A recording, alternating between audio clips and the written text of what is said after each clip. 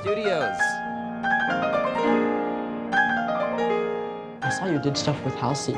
Yeah, well, so I played all the keyboards and live sound for her. And you just recently did something in Japan? I went to the Tokyo Gala concert. It was my own composition. Is that Debussy or something? Or, oh, that's you? Yeah. Oh my God, you wrote that. Let's talk about that for a second. Hey, I'm Greg Spero. And I'm Landon Kroon. And you're watching Wavemakers. Landon, it's great to meet you. Great to meet you too. So, have you ever been in a studio like this before? No, never. I mean, I've been in smaller ones for smaller recordings, but never one that's this nice. In like one of my first classes, my mom has videos of me. I was always singing the songs. I was really into it a lot. So, how did you start to play piano? What got you into it? So my brother started the Yamaha program when he was 4. I've been kind of attending the lessons. I've kind of been like a Yamaha student for like my whole life because we're 4 years apart. Oh. When I started doing my own compositions, on my own, I would create a simple song and I was like, wow, this is really fun. So my repertoire teacher signed me up for composition, and there I feel like I really got a lot better and I got more comfortable with music.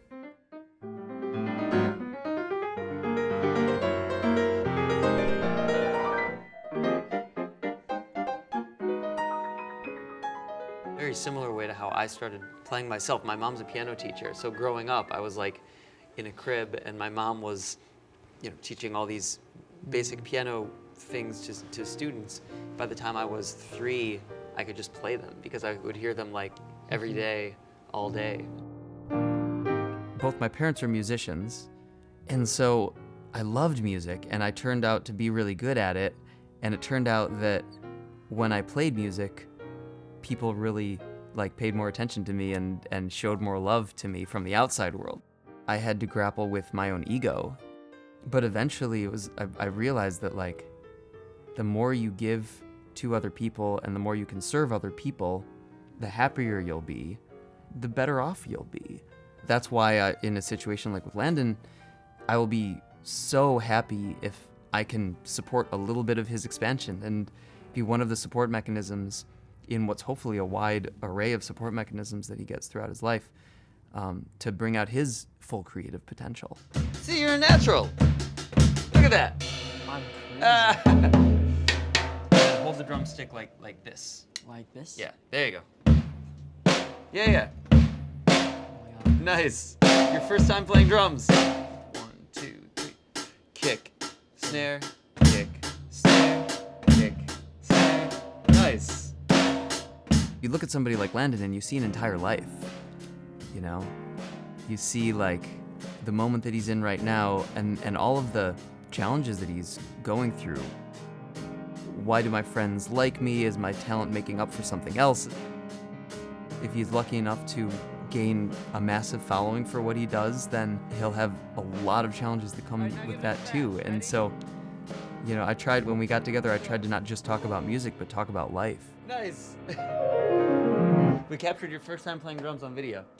I know that you're thinking about whether or not you want to do music full time for the rest of your life, or if you had your dream, what would that be in terms of how music relates to your life? I think I want music to kind of stay with me forever, and I don't want to ever completely stop, but I'm not sure if I want to full-time put every part of my soul into it. Mm-hmm. Not yet, at least. I'm not sure. Yeah, you're a little afraid that if you dig into it too much, that it'll not be as fulfilling? Yeah, maybe I'll lose that spark, and I don't want that to happen.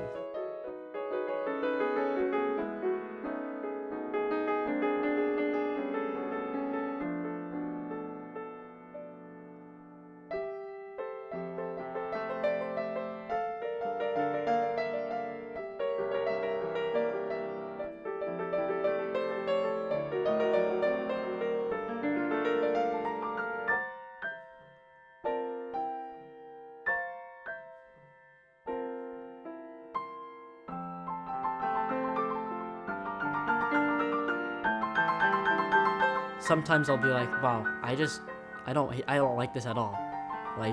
it's just my mom is forcing me, or my teacher is just like, she expects something of me. That's probably the scariest part. It's like, what if I can't reach everyone's expectations? I think he was talking about like, if you really think that this is your dream, then you should go for it.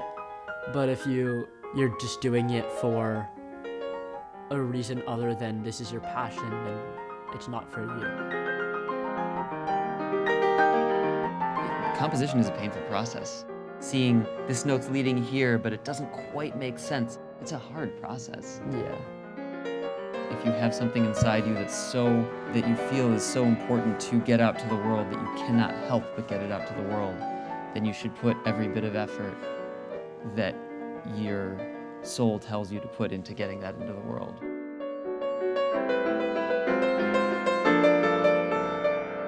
When I first shared my composition with Greg, I saw that he was resonating with it and that it made him feel something. And that was kind of a special moment for me. He was talking about it and what it meant to him. I showed what it meant to me.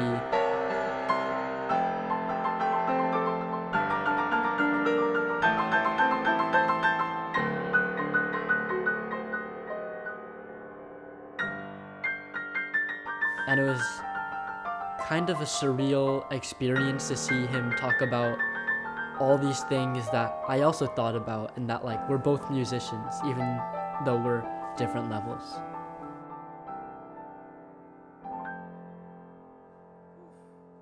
Gorgeous. Just gorgeous, man.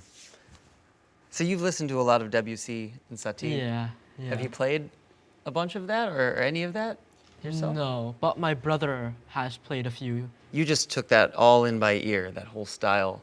Yeah. Because Debussy, the impressionistic style is something that jazz is based on. The early jazz pianists, they were listening to Debussy. That's why like you hear these.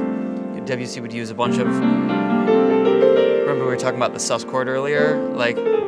Greg told me while we were discussing composition, he releases music every Friday, and I thought that was like outlandish because I'll be on the piano, and after it'll be a few days, and I'll be on top of the moon, so happy for 3 notes. Play with an idea for me. Beautiful. There are lots and lots of layers to what makes music good. You can actually intellectualize it to no end, but the actual creative process happens when you are not thinking about any of that.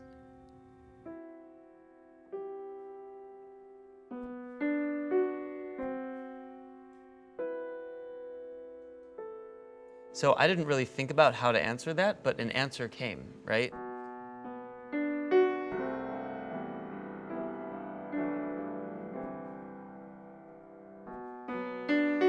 When people are improvising, they're at their best self.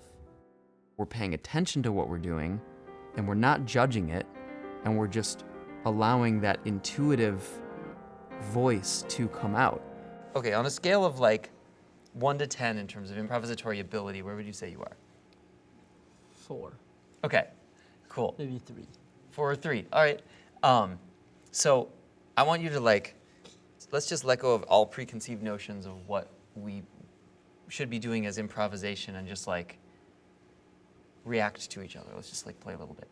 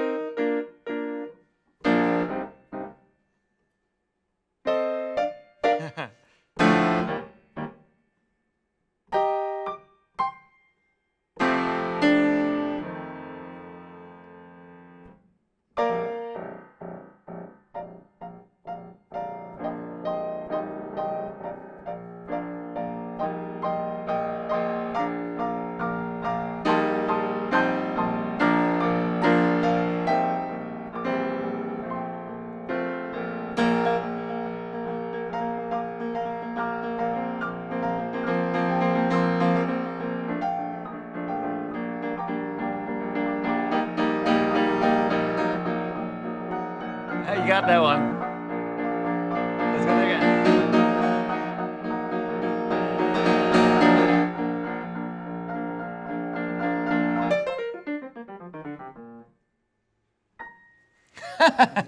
That was cool. As I went on with Greg, he kind of taught me that improv doesn't have to be perfect, and I don't have to be perfect. I can just do something because it's fun for me. I can step out of my comfort zone. People are going to be hearing about him. It's almost like a duty as a human being who's gone through these things and is in this industry to pass on what you can. All right, well, such a pleasure. Really great to meet you, to play with you. You too. We'll do it again soon. Yes. Hopefully. Thank you.